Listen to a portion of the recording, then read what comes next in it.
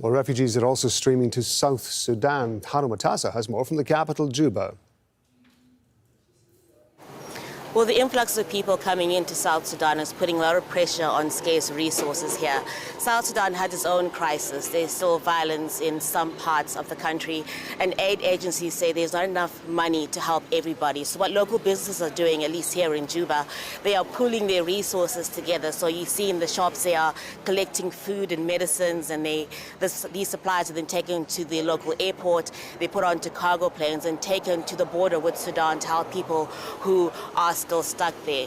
South Sudan has a very close relationship with Sudan. This used to be one country until South Sudan broke away from Sudan in 2011 and gained independence. But the two countries still work together. President Salva Kiir, South Sudan's leader, says that he has close ties with all the military factions in Sudan. He says he's talking to all the players every day on the telephone. He's trying to get them to come here to Juba to have face-to-face talks, trying to end the conflict in Sudan. But right now, of course, the concern is the people trying to come into the country. Most of them are from South Sudan. So when they get here, they stay with family and friends. Those who have nowhere else to go will probably end up at the many camps for displaced people scattered across the country. It is a huge crisis for this country with limited resources as more and more people keep flooding in.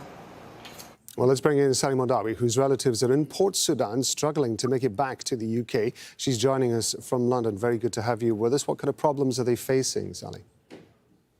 Thank you for having me. So basically, I have a 3-year-old cousin who's British national. She's with her mum, who's Sudanese national. They're refusing to let them on the plane, which is departing at 12 o'clock. She's severely sick. She's supposed to have a tonsillitis surgery due to it getting infected, but of course with the war it got cancelled. She's been in agony, screaming since yesterday. So she has to get on this plane that's leaving in like an hour and a half. And they're saying, at first they told her that she could go on her own, but the mum cannot go because she doesn't have a visa, which is absolutely ridiculous. This is a life or death situation.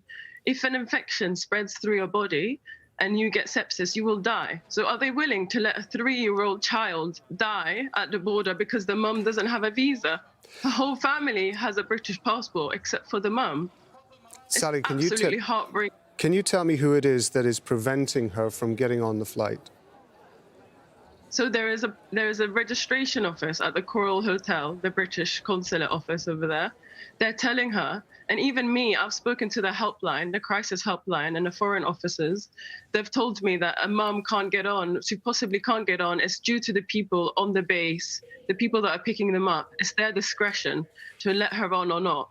And I think that's absolutely heartbreaking. Where is the humanity in this? She's sick. She's 3 years old. And she obviously needs her mum, who she's dependent on.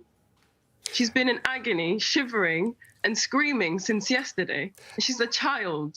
Are they there? I cannot believe I'm... Are they there on their own, or are there any other family members around them? They're completely on their own. Her spouse is here in the UK with their other 2 kids, and they're all British. It's just the mum that doesn't have a British citizenship. Are they getting any help from any aid agencies or anybody else at all in Port Sudan? No. No.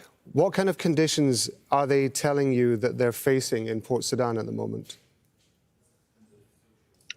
To be honest, I've had really quick phone calls with them, and it's all been about my cousin Samarine, who's really sick. Like the mum is worried.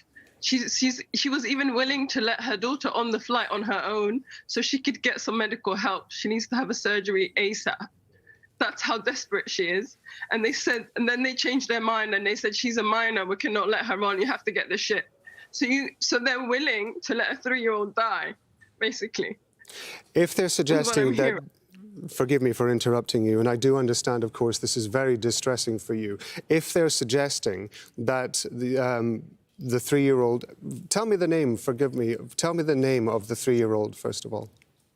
Her name is Samarine. Samarine. Can you tell me, they have said that Samarine and her mother should go on board a ship as opposed to going on a plane. Is that actually an option for them? Can they make their way to the port and get on board one of the ships? from the stories we've heard of British nationals and American nationals, they have not even been able to board these planes, the ships, because there's so much racism at the border. They're only taking people who are either white or either Saudi or from other nationalities. Even that is a struggle. People have slept over at the border in dire conditions. These people are getting treated like they're going on holiday. These people are escaping war. Their houses have been bombed. This must be praying. I can't even get the government to help. Again, I apologize for interrupting you, but this must be preying so much on the minds of her mother. Can you describe to us the kind of state of mind that her mother is in at the moment? The mother can't even speak. She's so heartbroken because she thinks that the British would have at least helped her child. When I spoke to someone on the phone through the crisis helpline, and when her husband spoke to someone, they just hung up on him when he said, "My child might die," and she said, "How dare you say that?" and she hung up on him. We had to get hold of someone who's a humanitarian, a Sudanese girl who helped us, called Mia. This is the only reason why I'm on Al Jazeera right now. The help has been, there's no help. The mum is actually feeling really helpless.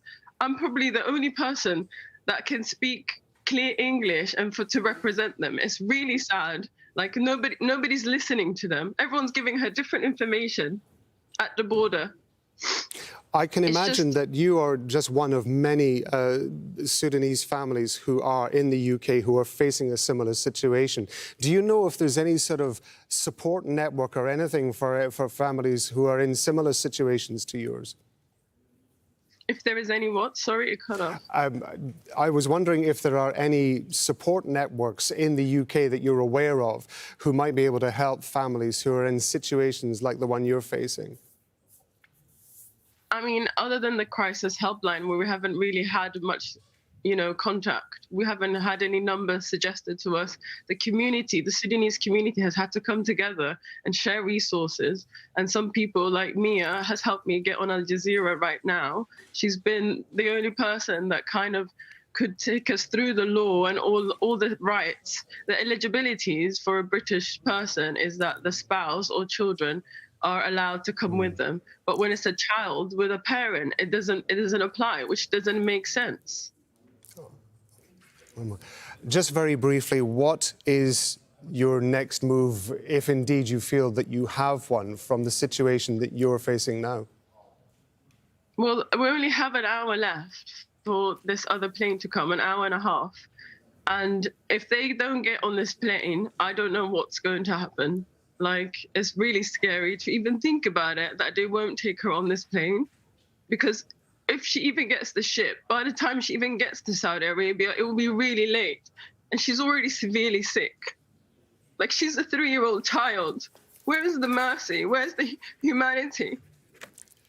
Sally Mudawi, we appreciate you being with us on Al Jazeera. Thank you very much indeed for your time. Thank you.